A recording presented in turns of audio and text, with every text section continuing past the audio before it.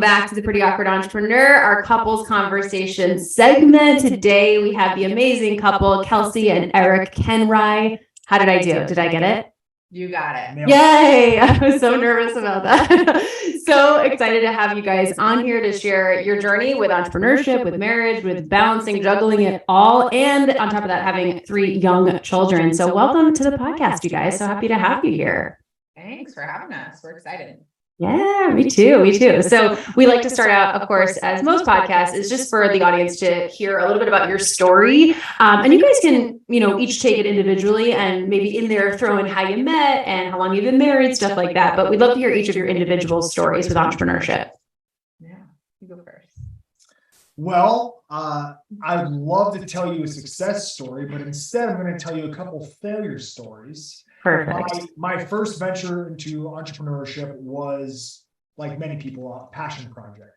I wanted to open up a powerlifting gym, a very serious gym for serious trainees in Sarasota, where we lived, a place that has mostly commercial gyms and a pretty lax fitness scene. So that was my big idea. And I had met Kelsea, I want to say a couple years prior to the inception of Sarasota Barbell, and this should come as no surprise to anybody who knows Kelsea, but she was the one who started to put together the business plan and made me look at it more from the business side of things, which is a running theme you'll see as we go on. And we opened up the gym and we tried our best. It was a great community. We fostered this great group of trainees. We did a lot of powerlifting meets. We coached a lot of great people, made some good friendships, some not so good relationships as well along the way. But at the end of the day, we realized that there isn't a lot of money in a niche gym. It's just the way things go. CrossFit's big here. CrossFit makes a bunch of money. We weren't willing to charge as much as CrossFit does. And it was very hard to turn a profit. So we closed up after a few years, after a lot of trials and tribulations through that. We moved multiple locations. And the last place was the best place, ironically, just it didn't work out. So closed that, but I continued coaching. Coaching I was very successful at for a good period of time in powerlifting. And I did some general fitness stuff on the side, all online after Sarasota Barbell closed. And I did very well. And then the coaching space on Instagram, especially in the powerlifting scene, became completely oversaturated. I found myself not being able to keep up with everybody else, and I decided to pull the plug on that end. And then I kind of, floated around for a little bit, unsure what I was going to do. And one day I was making ice cream because I had this big idea to open up an ice cream shop. And I was making ice cream and I wanted to put cookies in this ice cream. So I bought cookies from Publix. Kelsea, I tell the story a little bit differently. Let me I remember her busting my balls about it. Like, are you seriously buying Publix cookies to put in that ice cream? Make your own cookies. And I told her, I don't know how to bake. I don't know what I'm doing. She's like, I'll help you. And we started talking about it. There's no cookie places in Sarasota. We want like a Yelaney style, big cookie, big crazy cookie, not like a standard flat self cookie, which some of the cookies are delicious. But we wanted to create a different type of product. So we started kind of spitballing, throwing stuff against the wall. And eventually, we found a really a pretty good initial recipe. And we started posting pictures on my Instagram. I have a pretty decent following. Close to 100,000 followers, and people kept asking me, they said, are you going to ship these? And I said, you know what, why not? So shipped 12 orders one week, and then another 12, and then people got upset because they couldn't get the cookies. Then it got to 24, 36, and long story short, at our peak during COVID, we were shipping 124 orders a week.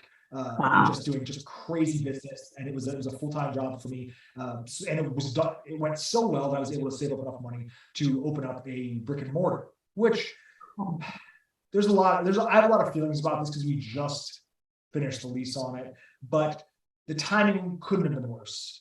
Inflation started rising, cost of materials went up, the location, in terms of visibility, not that great. And I tried my best. My vision came true. So I will take a W on that. I made a 90s themed place for us millennials. It just looked really cool. Had the whole vibe going. But with bakeries, the profit margin is very slim, even when you're doing good. We just could never get over that hill. And I was spending so much time away from the house to do this, it just didn't make sense. The sacrifice is a natural part of business. And I'm sure we'll come back around, we'll circle back to that. Entrepreneurship requires some amount of sacrifice, but it was not paying off. I was making $0.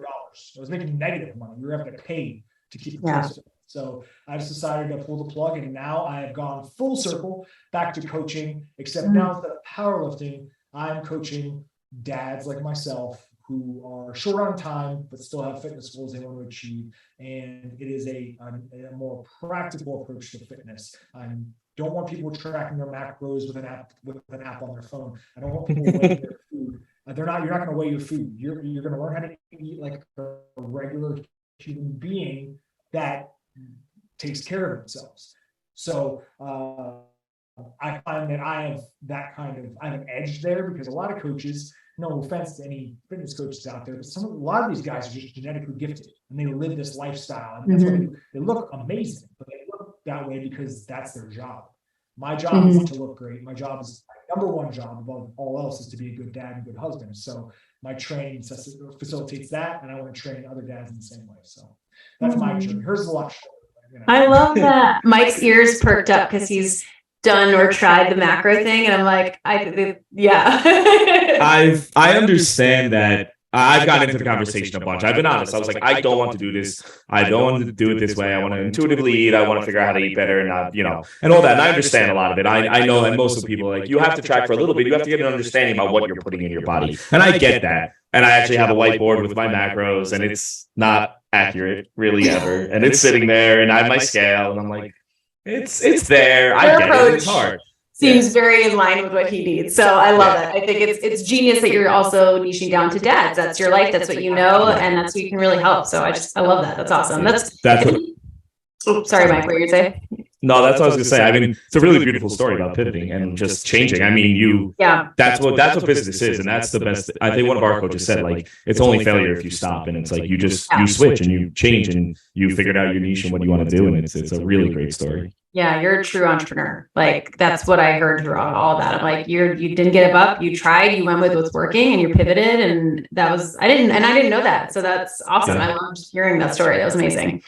It's also, I think, really important to mention that, like, in all of the businesses, like, he's very hard on himself. So he, I see the failures differently than he sees them.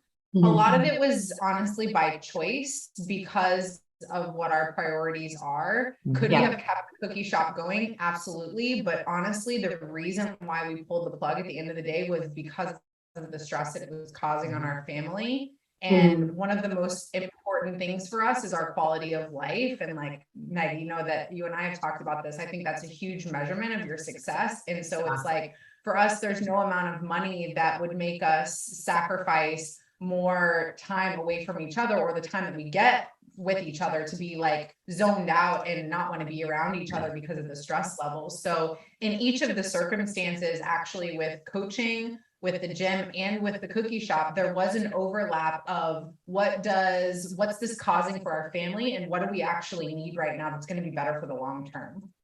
Hypothetically, I could have kept the place open, I could have got financial support, and I could have kept it open, but I would have missed out on so much stuff. You can't travel when you run your own place. You can't travel. You got to be there to run the shop. And because I had one employee, and she was going to quit. Actually, she was moving. She loved it.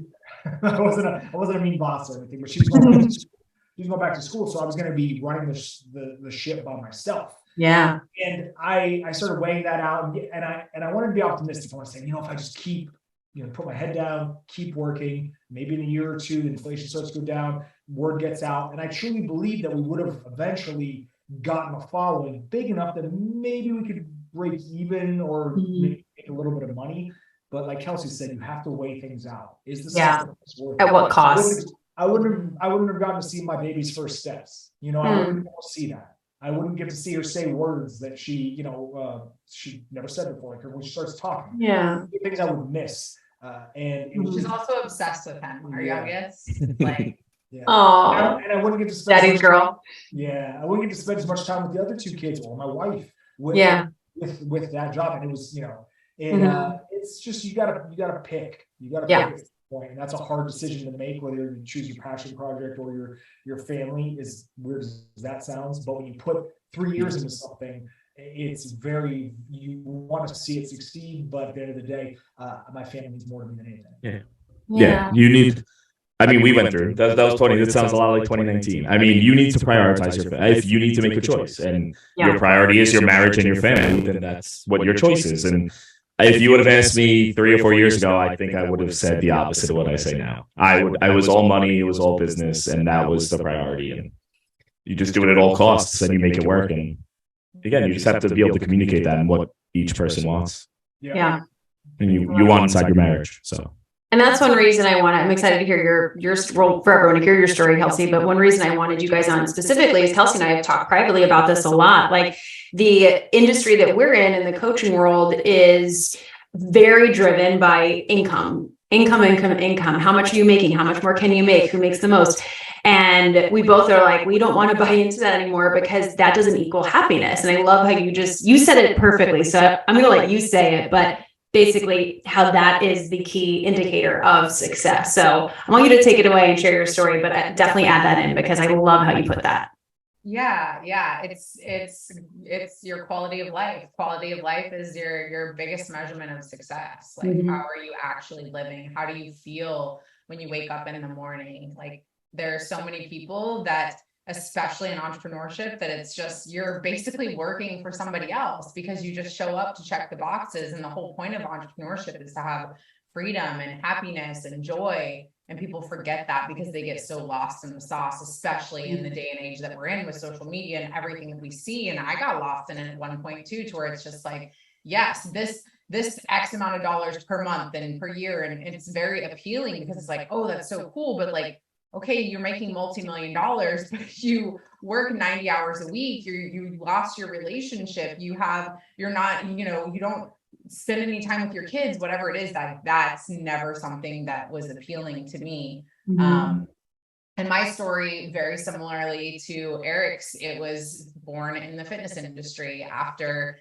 10 years of self-sabotage and getting arrested 3 times. My third arrest was my rock bottom. That was when I woke up. That was when I made the choice that I wanted to live. I didn't want to continue on the path that I was on. And I was terrified because I didn't know what I was going to do. And I remember probably the scariest thing about that choice that I made was not, getting arrested for the first time, getting my first felony. It was actually sitting and realizing that in order to change, in order to live differently, I was going to have to lose everything. I was going to have to change. I couldn't hang out with any of the same people. I was going to have to figure out a different way, a different job, because I was bartending. And that was really, really scary for me. And I think that's, it's such a big part of the work that I do now with helping women overcome fear, because I've been there so many times, because fear is always relevant, no matter where we are, no matter how much we grow, and change is really, really scary. So I made the choice that day, and that was in 2010. And I started working on myself mentally. I had a life coach. I went to therapy. I just started figuring out why I was making the choices I was making. And that naturally led me to starting to work on my physical well-being. So I ended up doing stupid, very restrictive eating. And I lost 50 pounds and had this great transformation. And so people were asking me, how do you do that? And in the midst of this, I actually met Eric, and we met on Match.com. Oh, I didn't know that. That's awesome. Yeah. They are real. They don't just make those up for the commercial. Yeah, that's great. Yeah, so we met on Match.com in February of 2011. And it was really funny because I, had just started going to the gym. I was a couple months in. I'm also a New Year's resolutioner. So we're both when people are assholes to people that want to start the new year, we're like, no, be nice. Let them stay. Yeah. So I was a couple months in, and we had exchanged a couple of messages on Match.com. And I sent him a message. I shit you not, and was like, what do you do for work? And like, then went to the gym. I'm at the gym, I'm working out, and there's a guy at the table, and I had just gotten one of these tattoos, and he was like, oh, that's a nice tattoo. And all I could remember were his eyeballs, like these bright eyeballs. And I was like, oh my God, he's so hot. Like and literally after the gym, I go home and I have a message back, and he's like, I work at UFit, which was the gym. And I was like, were you sitting at the table and he was like, yes. And I'm like, oh my God, that's so weird. So we met like face to face without even realizing. And I didn't recognize her because all the pictures on her match were when she's heavy. So I mean, she looked a lot different. So I didn't put two and two together until she messaged me, and I was like, whoa, that's wild. Wow. Yeah. So we were together pretty quickly. It was like, definitely we knew, like I knew he was my person. He made me chase him for a little bit. That was, it wasn't, he didn't feel like he was just really busy, and I was like, you're my person, so you're not getting away from me. Something you need to understand about me is that I love it. Yeah, I was desperate, but I was looking to settle down. So the job I worked at, I was working like 60, 70 hours a week, and it was just really hard to get away. And our first date was during one of my lunch breaks, and we went to Chili's. Yeah. So first date, because that was the only,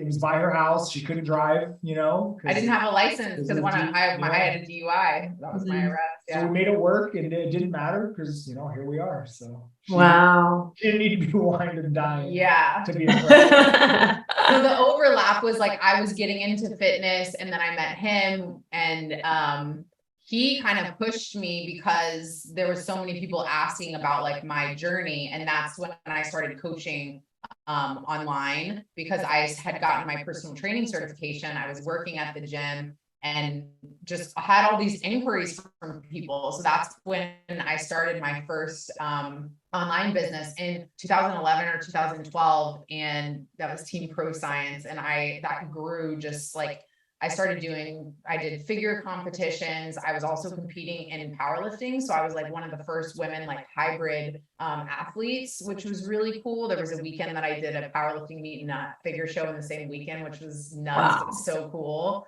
That's awesome. Yeah. So it was just like, and I was just sharing, it was so healing for me because I got to release a lot of shame around my story, because it was all about the comeback. It was like, look what I've created with my life. And obviously that still stands true to this day. So a lot of years in fitness eventually turned into, Kelsey, you built a successful business. How did you do that? And so that kind of naturally led to life coaching and business coaching, and obviously in fitness coaching. I didn't even know really that I was life coaching. It just came so naturally to me because of my life experience, but I eventually got certified in life coaching. And so now it's just like continued evolution of my company has always been about helping women become their best selves. And that ends up being working with CEOs and female entrepreneurs who are in these powerful positions, and, helping them to identify how they can get better and what's still missing, and overcoming the things that are holding them back. So it's just been a like supernatural evolution of things. Yeah. I love that. And it's funny. I've heard not the same story exactly, but a lot of people who start in health and wellness or fitness in some way, who end up progressing to life, to business. And it's just it just shows like when you work on yourself, on your own physical being, like you gain so much confidence. And I know you guys know it's not because you look a certain way, it's how you feel. And you're just like, I can do anything now. So I love that. And it's just so cool to see you go from that to now really coaching leaders to be better leaders. And it's just amazing. Like, cause I only know you personally, this part, so it's really cool to just hear that evolution. And again, such a true entrepreneur. And that's why I want everyone to take away. I think we get so bogged down with like, it has to work a certain way, a certain timeline. This is what I'm going to be doing forever. I've had like a million pivots. Mike's had a million pivots. You guys have had a million pivots. That's just entrepreneurship. So it just shows like, don't take anything so seriously, because it's probably going to change in a few years. You're probably not going to be doing exactly what you're doing today in a few years. It's going to be a different version. How boring would that be? Right? I agree. It's not like, I always say like our work runs parallel, or should run parallel with like natural human evolution. That's why it's like the whole, you you go to high school and then you go to college for one thing and then you do that forever. I'm like, that is not, we're meant to forever grow and change. So it doesn't make sense. Yeah. 100%. I have a little, I see where Kelsey's coming from, but I would be perfectly fine. I was perfectly fine making cookies for the rest of my life. Oh, That was why it was so hard, because, you know, you talk about like you have to prepare yourself to pivot, but I thought it was my forever job. So I think that you were like, this is it. This is what I was meant to do. Mhm. And you're forced to pivot. It really does. It breaks your heart, because you're like, man, Yeah. I had this vision in my head of what I was going to be for the rest of my life. And it turns out that's not the case, but you got to roll with the punches. And that's what I'm doing. I love that. That's like a really good point. And you never know. Maybe it's not over. Maybe it's a different version in a few You sound years. like her. You sound like her. I mean, I'm watching 2 years. And I are friends. Watching 2 years, we see an amazingly successful cookie shop in Sarasota. Like, you just never know. So, awesome. Well, I want to get into the meat of it, and Mike, obviously, throw in any additional questions that you want to ask from their story. But I want to get into the meat of, like, you guys have a lot going on. You have 2 businesses you're running. You have 3 children, all 6 and under, correct? Yes. Okay, that in itself is a full-time job. So the fact that you have 2 businesses and that entrepreneurship is so hard in itself, and so you add a marriage and then you add kids to the mix, like, how do you do it? I know that's a very blank question, but what are some things that help you guys just operate on a daily basis? The biggest thing, like the 2 first things that came to my head were obviously time management. Is like, boring as that term is, it matters. Yeah. Especially when you care about, like, a big thing for us is being where we are, being able to be present. Like, when we're in that place, we're not in a million other places too. So you have to manage your time. There's always going to be some overlap, you know, I'm not going to pretend that I don't work on my phone sometimes with my kids, because I would be lying. But time management, and then communication communication is like our foundation of everything, really. What would you add? Well, honestly, I'm disappointed she didn't just say me, because for no joke, I am essentially a stay-at-home dad, and I do a lot of I do most of the kid stuff, and so, but that's part of the communication, right? You know, you got to ask, hey, can you do this, and this, so I can do this, and this. Asking for all the help. You have to never stop asking for help. Yeah. Nothing can be unsaid or assumed, because we have so much going on. I mean, we have Google calendars, we have a marker, you know, like whiteboard on the fridge, and we still forget stuff. Still books, like this podcast, for example, was booked on like a day where we're like, oh, we can't do that, so we had to, you know, shift. So communication is paramount. I mean, that's relationships in a nutshell, right? Not entrepreneurship, but just a healthy relationship needs communication. The time management part, and she just stole my answers anyway, so I just time management. And I've always felt that I was good at time management until I started working from home again with 3 kids. Now, keep in mind, I haven't worked from home in a long time. And the last time I worked from home, I only had 1 kid. Now I have 3 kids. So with school, with activities, things like that, I'm still getting the hang of it, because there's only so much time in the day. I know that the grind culture tells you otherwise, that you can just make all this time for it. But the people that talk like that, we were just discussing this before we came on, they don't have kids. They don't have 3 kids. They don't have kids with activities. They don't have to, and a lot of them don't even have, you know, a marriage. They're just all about making the money. And when that is your main goal, of course, you can work, you can sleep 4 hours a night. Sure. If I sleep 4 hours a night, one of my kids' heads will be twisted off like a bomb, for sure. If not multiple, because the 6 and the 4-year-old now, wow. I can only imagine. And Brooklyn's the 4-year-old. She's a girl, and she was so sweet up to like 3.5. And it just was wow. There was no terrible 2s. 3 is actually worse. If you got, for those of you who don't have kids out there, 3 is worse. Terrible 2s are not compared to 3s. And she was like really good the first half, and then it just, I don't know what happened. So older older brother are a lot, and You're really making them excited to become parents. you have to. But, you know, I have so many nieces and nephews. I've seen a lot, and I'm like, all right, we're ready. It's a huge, it's the sharpest double-edged sword there is. You know, like the great moments are. It's like the most toxic relationship. It is. It's like they abuse you, and you're like, why? Why do I still love you? The good moments of parenting feel like winning the Super Bowl. And the bad moments make you doubt your very existence. Like, why am I alive? Oh my God, that's a great way to put it. Known to man. What am I doing? Like yesterday, my son had an accident because he gets way too into playing and forgets he has to pee. And then he ran to go pee and he couldn't get his pants off fast enough. So he let it rip halfway. I mean, we've all been there after a night of drinking, but he's a 6-year-old, same thing. Drunken adult, 6-year-old, same thing. So I had to go to school to drop off some pants for him. Oh, I forgot his underwear. So we had to go commando in these sweatpants. And then I thought he had PE, and I just had this image in my head that he was gonna have to run around and his pants were gonna fall down, everyone's gonna point and laugh. And I'm like, I'm the worst dad of all time. I'm the worst dad. But luckily he had STEM, so we dodged that one. But yeah, communication time. I love it. I love that tangent story. That's great. It's real. It's true. And that's, again, one reason we really wanted to have you guys on is like, you're so honest about it. You're not like, we're doing it all perfectly and we're having these incredibly successful businesses and this perfect childhood for our kids. Like, it's going to be messy. You're going to have seasons. And something that like was a really big theme in the last 2 interviews and already this one that you guys have said a couple of times is you refer to everything as we. And it's not like Kelsey's business, Eric's business. It's like our business, our company. Even when you filled out the form, you filled it out as like your enterprises together.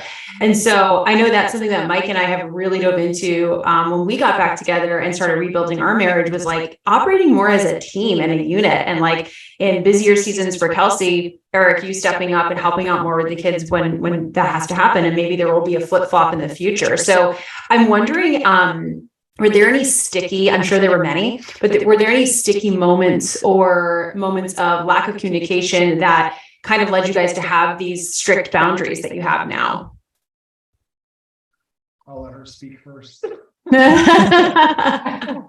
I mean, I think there's been a lot of sticky moments, but there was especially every kid you have to like recreate yourself and your life and like move all the pieces again. And so adding Emerson in 2021 and that along with the stress of his business, that was like, we finally reached the peak of that. And it was really, I think that something that's really important for a healthy marriage is obviously communicating not just about what's going on, but communicating about how you're feeling and communicating about like what you actually need. And my needs weren't being fulfilled and I had to express that. And I just do it well in the moment. We have a lot of great conversations, but it worked. Yeah. It was definitely probably one of the hardest moments. And it was just, again, reaffirming why we love entrepreneurship and the importance and kind of bringing us back to the priority being that team, being together, being there for our kids and not letting anything come between us. So, but yeah, that was last year. And it was definitely a hard like lead up to that. And that moment was definitely uncomfortable. Yeah. I love that you guys brought up how you ask for what you need. We've talked about that a little bit, but that's been something that whenever I talk to people about that, it's wild how hard it is for people to ask for what they need. And I'm generalizing right now, but as a woman, I think women especially, maybe men as well, just as much, but I know that was like so hard. And I was like, he needs to read my mind. He needs to just know what I'm thinking all the time. And finally, when I was like, oh, we actually have to express it. And I think you hit the nail on the head, Kelsey. We're not going to always express it in the best way necessarily, but sometimes you just got to get out there. I'd say 9 times out of 10, I don't express it in the right way, but we always get there. You know what I mean? And so I think you just gave a lot of people permission to like, ask for what you need, and it doesn't have to be in a perfect way. I think that's a big key to just like success in any area too, is like not expecting to do anything alone. And I think that's one of the things that I know about myself is that because I was adultified at a young age, because of my upbringing, because I was, you know, an adult little, that like I'm so hyper independent and ambitious that sometimes I just take the world on and just expect myself. And then it's like, I will get resentful because I've taken so much on. And it's like, you have a man who is willing to do literally anything that you ask of him, ask for help. And so once I worked on myself and being able to express, hey, you need to step forward and say, this is what you need emotionally, this physically, this is what you need, you know, in your day to day, like start asking for it. I mean, at this point, like he was saying, he honestly does a lot of the parenting. He takes every day, picks them almost every single day. He changes definitely more poopy diapers than I do. Mm-hmm. So then that's the ebb and the flow, because there was like that entire couple years to where it was like I was doing and taking care of the kid, like the majority of the kids stuff as well.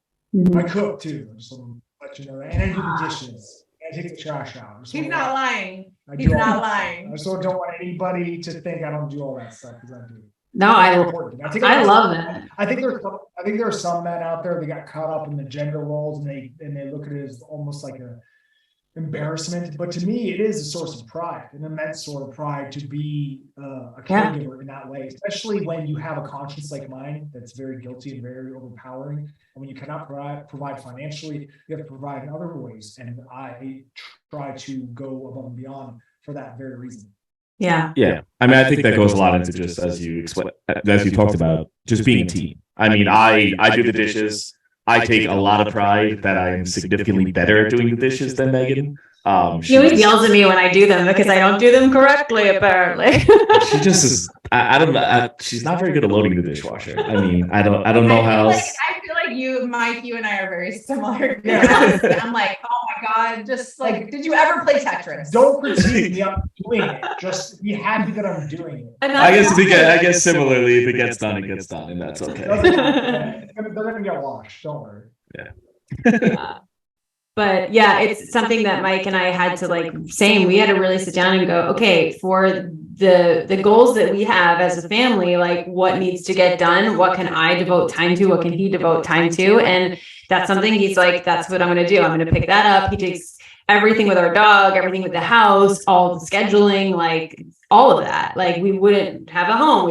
Things wouldn't be running, you know? And I think too, I'll be super honest about this. I think a lot of women who have businesses who are quote unquote the breadwinner struggle with this a little bit. I definitely did, is really seeing the value in that. Like if that disappeared, I could not run this business, you know, like we couldn't run the business if that disappeared. That's such a huge part.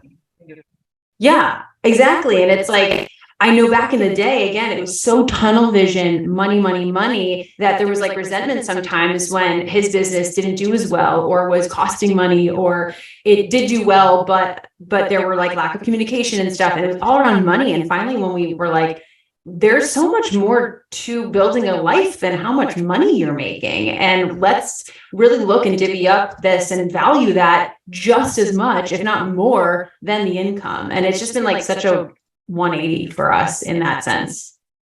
Yeah. I definitely, that resonates a lot with me, because I definitely was to the point, because it was essentially when his business was not going well, when it was losing money, my business was supporting that. And there was a conversation about that and solutions we had to find there. And so I definitely, that's why I think it was so hard. And that's why we came to the conclusion that we did, is it was like, and that's exactly how he was feeling. It was just kind of like, okay, I'm I'm not home to help, and I'm not bringing anything in financially, and this is stressful. So why am I doing this? And that was a huge part of it. But now it's like, I couldn't do anything, and my personal like stress levels and like my energy and like how I feel since he made that choice, and since he has been more present at home and like helping so much, like I'm so much happier. I'm so much happier, and I wouldn't feel that way if it wasn't for him and all the things that he does. Yeah. Yeah, and you just make the choices at the time. Like you said, it doesn't mean the cookie business is over. I mean, you raise the kids and eventually they're going to go off, and life's a journey. Maybe you have a cookie business in like 20 years. Who knows? Like, there's this Crumbs cupcake. It's so funny because we ate it in New York in 2012, and they just came back 10 years later. And I said that to him. I was like, that's the cool thing about entrepreneurship. So at night, we always have dinner together as a family every single night, 6 o'clock, family dinner, no phones, no anything, just we're all together. And something we started implementing was we're all talking about what we're grateful for. And I was talking about how grateful I am just for entrepreneurship, because I'm like, how cool is it? Even this many years later, I'm like, we just get an idea and we just make a new business. Like, I'm literally creating 2 other businesses right now, one from our conversation last night, but like it's so fun. Like, how cool is that? You just get to bring an idea to life because you want to. It's amazing.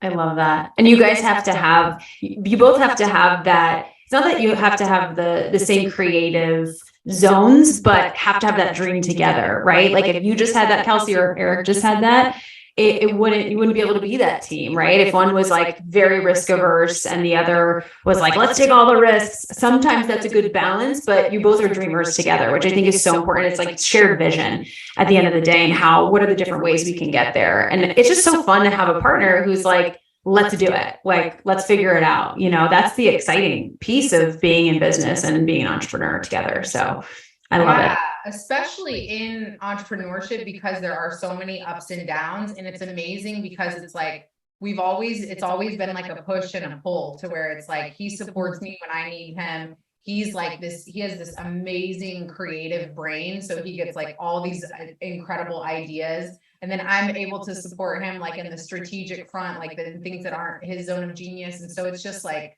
it's really cool because we are opposite in a lot of ways, but where we overlap is like perfection.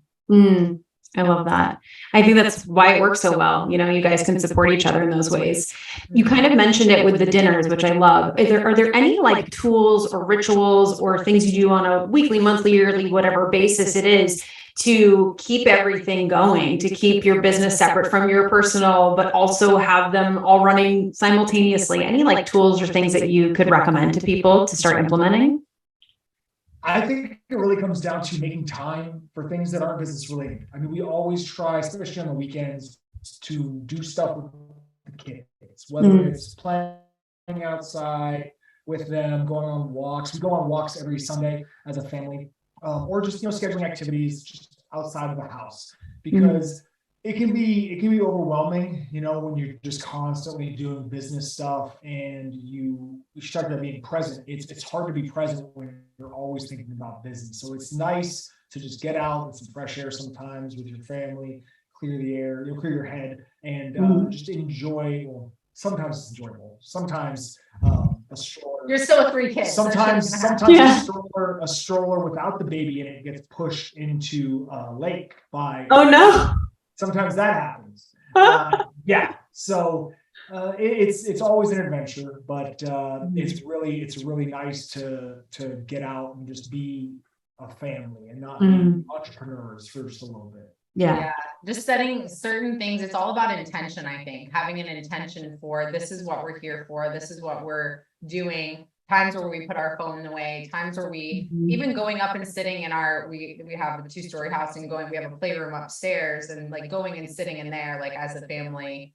And Eric and I, every Thursday night, we sit outside together and we just talk. We don't have phones. We put the kids to bed and we just go and we sit and we talk. And that's like our weekly date. And it's beautiful because we don't have a lot of structure around it, actually. And like, sometimes it's almost like a therapy session for one of us. Sometimes it's like last night, Eric's like, let me just slide this business idea at you real quick. Well, it started off with me complaining about, my business and all that. It was somewhat of a therapy session. She's an analyst. Oftentimes will speak from an emotional,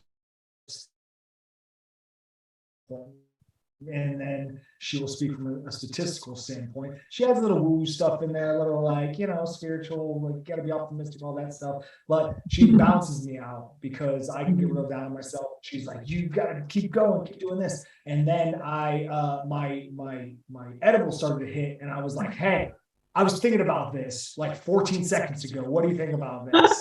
And I pitched her a business idea, and I was like, I prefaced it by saying, this is dumb. This is the stupidest idea you've ever heard in your life. I'm a great salesman, by the way. Did I ever mention that? This is the most idiotic idea you've ever heard. Hear me out. And so she liked it, and I'm glad she did, because I think it's a good idea. I love it. I honestly, I was being facetious about my idea. I just think it's a little outside of her comfort zone, which, is good. Yeah. Bathroom check on my daughter. Hold on. Oh no, you're good. You're good. Go for it. I love that. I think that's hysterical. And I think, Mike, we should start doing something like that. We have like weekly meetings that are for the marriage and then for the business. But I love the idea of just having a set time that's just like, let's just talk and see what comes up. Yeah. I think if you try to do everything so rigid, especially when you guys have kids, it's like, it's like, you can't be so programmed, because if you come in, but you just have the intention of like, let this be whatever we need it to be today, to where it's like, one of you might need to cry. One of you might need to just complain and have the other one listen. Maybe you have a really exciting idea and you guys built out a whole business, but like we can get so rigid and so black and white that just having that free space feels good. Yeah. Yeah, they definitely turn into that. I mean, I'm not a structured person, so I will take it the other way. But it's just good to know that everybody can have their own form of it in whatever way they choose. It makes sense too with kids, because I think that all the time. I'm like, I have such a cool, nice routine and all this, and I'm like, I know this is all going to go to shit when I have a kid. It does, but it doesn't, because I think like I'm so on the team of like, kids are not an obstacle or an excuse. And I really dislike when I think that, does it present a challenge? Yes. Can it make things, stickier? Does it add more moving pieces? Absolutely. But like, at the end of the day, the only thing that are barriers is us. And so for me, it's always been like, how can I work with kids? It was like, things like sleep training were important for us. Luckily, we only had to deal with one of them, and the other two, because we learned so much and just like we're routine and scheduled with our kids' sleep. I mean, I think that's a silly tool, but like for all parents, like you have to have a kid that sleeps good. Like our businesses are built when our kids are sleeping. When Cameron was little, I literally worked like before he would wake up in the morning, during nap time, and after he went to bed. Now that's changed, but it's like that does make a difference. And so, I mean, I'm so structured and so routine, much like you, Megan. So it's like, we go to bed at 9 o'clock at night. I get up at 5. I have 2 hours before my kids get up, so I can journal, so I can exercise. And that's like, I'm a better mom because I do that. Yeah. Oh, that's music to my ears. So thank you for that. So I'm like, I really like a lot of this, and I don't have to be flexible, but I like that tip of having that session where it's like just you guys having that space that's not as structured. I think that's really important. So yeah. I love it.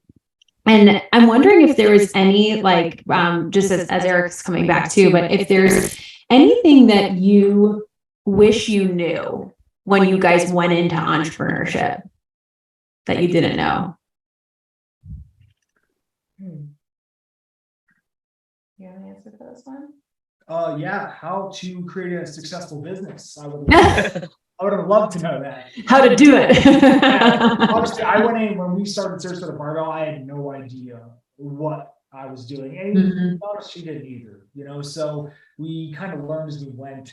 And I don't think any entrepreneur does, though. I think that's the whole point. I think marketing makes us believe that people have their shit figured out, but truly nobody has anything figured out. They're just figuring it out as they go. Well, so true. We did not. We had no background education in business. And that's the only situation where you have somewhat of an idea of what you need to do. But even that isn't real world stuff. That's, the books, and that doesn't always make for a successful business. Yeah. I had a degree in business, and I'm not saying it didn't help at all. I'm sure it has seeped in ways that I don't give it credit, but I don't really think it helped that much. I was like, I had to figure this shit out from scratch. It felt like, at least. I think there's a mix. I mean, I would love to be more Megan's side of things, where I would create a business plan. You know how to create a business plan. You're taught certain things that you're not taught. You can learn them yourself, but the other side of it, you're going to just have to figure it out. They're not going to teach you that. They'll teach you some tools in the beginning to prepare yourself better going forward. But at the end of the day, you just have to figure it out. And sometimes it's better not. It's a mix of both. Yeah. And so much of it is about, like, I think the people that we are too, because some people are just natural born leaders. Some people, I think that my personal story, because resilience is like my superpower now. Yeah. I think that prepped me for entrepreneurship, because it's like, I don't see, even when him and I are having conversations, that's one of our differences, is like how we view things, just primarily because of our upbringings. But like, I don't see anything but continuing. Like, that is not even, there's no point in my vision in which it's not a possibility for me to succeed. I love that. Yeah, that's huge. And it just, like you said, it shows like you had that from your story and your childhood, and it's such a huge part, and you guys balance each other out. Like, I'm sure when Eric needs that resilience, he can get some of that from you. And I think that's what's so powerful about having a partner, is you get to lean on them, and you get to kind of like, can I take some of that confidence? Can I take some of that belief, when you're not feeling it? So I love it. As we close up, is there any advice? You guys have given so much, so it could be just kind of the cherry on top, but anything you would say to couples who are in entrepreneurship and struggling a bit to kind of balance both their marriage and entrepreneurship, and feel like they're bleeding into each other a little bit? Anything else that you would tell them? Speaking from my own experience, I would say that if it comes down to choosing your business or your marriage, you should choose your marriage, because you can always pivot. You can always find something else to do, another way to make money. But that person you're with, if you truly believe in a relationship, you're never going to find another person like that. There's no business opportunity in the world that is worth my marriage. So maybe if you're listening to this right now, you might think differently. And if you do think differently, I don't want to do any Freudian stuff. But maybe that marriage ain't built to last. But I know that Kelsey is my soulmate. She's my best friend. There's no amount of money that you could offer me to sacrifice what we have together. That was the sweetest thing I've ever heard. That made me cry. Oh my gosh, that was beautiful. That was really. A lot of people grow up like wanting to be like football players or whatever. I did want to be a pro wrestler. I'm still a professional wrestler. I don't know if she talked about that, but that's just another little wrinkle in my weird life. But you have like so many lives. It's so cool. I've had quite the 40 years, but I always wanted to be like my dad. Like, I always wanted to have a family, and I always wanted to be a dad. Like, I just a standard, his family's a little messed up, but standard nuclear family, and that now, and that's my dream. And I'll figure out the business side of things when I do, and that's fine. I love that. I think that's so beautiful too, because it's like you said, entrepreneurship, you can pivot, you can change, you do that can always grow, and you can take a step back and then start again. Whereas you can't really do that with your marriage, right? You maybe can take a step back in some ways, but it's like you're committed to this, and you guys are only going to strengthen those business ideas. So I love that. That's beautiful. Kelsey, anything you'd add? Yeah, I think that what I would add is taking a step back, like you said, is sometimes the most powerful thing you can do, because if you move yourself into a place of observation where you can actually see, because so often we get stuck in the day-to-day and the busyness and the stress, if you can take a break to observe and see what do you actually want, and start asking the question of like, how can I run this business, be a present mom, be a present partner, then you start to formulate solutions. That's how our brains work. And so if we can start asking just that simple question, that's what I tell clients all the time, just put how can I in front of it. It's like, what do you want?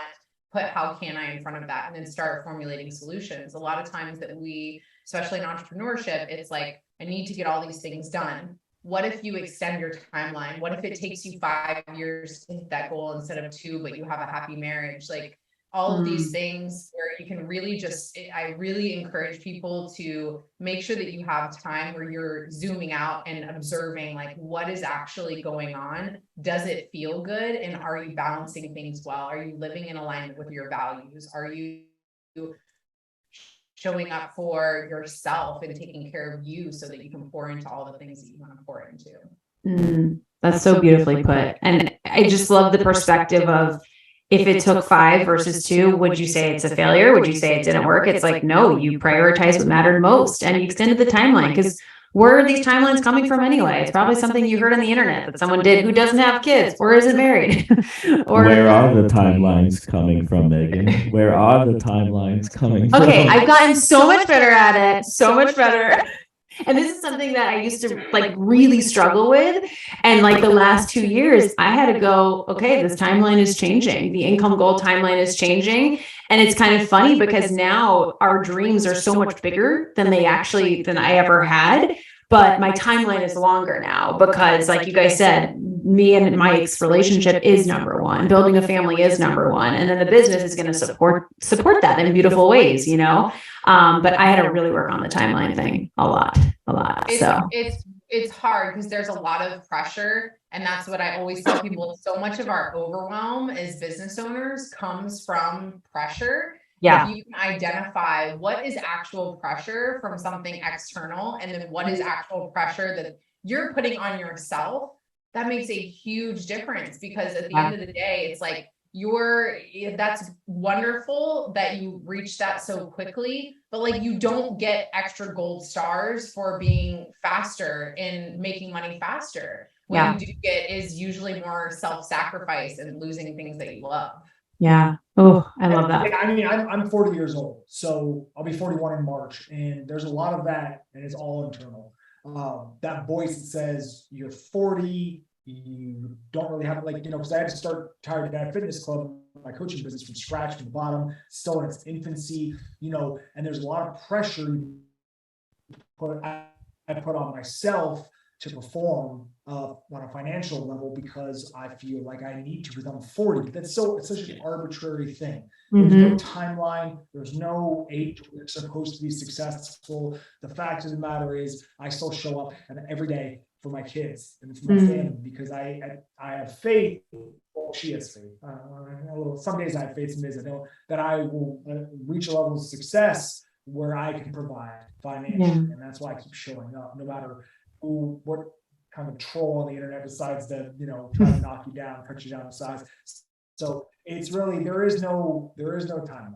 There isn't one. It's your own thing. And all those timelines out there, if there are, you know, these finite timelines, their rigidity is unrealistic, because life happens. Life happens. Kids happen. You know, all sorts of things happen. And maybe your 2-year plan turns into a 10-year plan, but like you said, you still get there. No one cares. Oh, I love that. Mike, anything else? I just like to say, I think you've reached a great level of success. It sounds like you're an amazing father, and that's one of the best things you could be. Having just lost my dad, and our relationship was tough for a while, but the last 10, 15 years, it was amazing, and there's nothing better than that. So, I agree. I have a very close relationship with my dad, and the way, for all my dad's faults, and these faults you begin to see as you get older and you become a parent, you're like, oh, I wouldn't have done it that way. This is probably, he could have done this better. You still value that closeness in that relationship, and he is my, you know, role model. He's the only hero I've ever had. Well, him and Howard Stern. That's the conversation. They're the only 2 guys I've ever like really looked up to, really related to. Just like those are the guys I want to emulate, and he was always that, and that's all that I can be. If I can be, I've always said, if I can be half as good a dad as he was to me, to my kids, like I will succeed. And I don't really, my life is that. My kids will not remember how good of a businessman or entrepreneur I was, how much money I made. They don't remember any of that. They'll remember all the times I was there to play with them, Yeah. Follow them, and I am a fun dad, and that's my if that is my legacy. If that's my legacy, just being a good dad, then I'm cool with that. That's an amazing legacy. Yeah. I love that. Thanks for adding that in, Mike. I agree. I second that. You guys are such an inspiration. I'm so glad we got to do this. Like, I just really, we both look up to you, what you've built, how you're balancing it all, how you prioritize your relationship first and foremost. And how, like you said, Kelsey, your quality of life is the measurement of your success. Your happiness is the measurement of your success. And it's just, I see the tides turning, thank God. I see people starting to realize that and stretching those timelines. And you are just such an inspiration for people. So thank you. I know this was hard to carve out this time. So thank you so much. This was so valuable. We're going to put all the links in the show notes, but anywhere you want to just send people to go learn more about you guys, follow you. I know you have some really good food pics, Eric, on your page. So where can they go follow you and Kelsey? That's not my business, but I wish it was my business. But, who knows? Like you said, one day. You never know. You never know. As you can see, I can talk about anything for a long time. So I'm just waiting for that call from Food Network, Right? I'm just waiting. Hey, you never know. I love it. But yeah, where can people go find you guys? Okay. I'm primarily on Instagram, Kelsea Koenreich. Good luck with the spelling. And We'll put it in the show notes. Definitely go to the show notes for this one. And then KelseyKoenreich.com, you can find all about working with me and what that looks like, retreats, all the cool stuff. Amazing. If you like food pics, you can go to, also cute kid pics and cute dog pics and the occasional shoe pic in my story because I'm a sneakerhead. But I do all sorts of things on, you can just call me Eric on Instagram, but the business side of things is Tired Dad Fitness Club on Instagram, and I'm trying to deliver my own personal fitness philosophy over there. And I think that if you are a parent, whether you're a dad or a mom, I think you will relate to what I have to say. I love it. I love it. We will put all of that in the show notes so everyone can go find you. Take a second, guys, to just thank Eric and Kelsey in the DMs. Definitely tag us on Instagram. But this is such a valuable episode. So I really encourage you to just take a second, thank them for sharing their time and what you got most out of it. I know I love those DMs after podcast episodes. I'm sure you guys do as well. And all of that's in the show notes for you. But again, thank you guys so much. This has been a real pleasure. And I know it's going to impact so many people. Yeah. Thanks for having us. Yeah. Thanks for having us. It was fun. Yeah. Thank you. All right, guys. We'll see you on the next one.